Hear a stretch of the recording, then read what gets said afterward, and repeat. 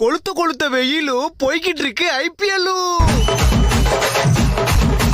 பொன்னியின் செல்வன் 2 கேகேஆருக்கு காவு. Lyric writer Vaali stump வந்துச்சு 60 லட்சம் ரூபாய் காலி. 2 மேட்ச் போச்சு, நாளைக்கு பஞ்சாப் கூட மேட்ச். எல்லாருக்கும் சங்கு சென்னை சூப்பர் கிங்கு.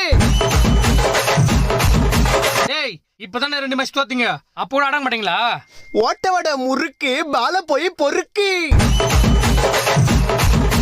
ஓரமா போய் நில்லு, எங்க பார்த்தாலும் எல்லோ. சிஎஸ்கேல அலி, பஞ்சாபு நீ எங்கயாவது போய் ஒலி.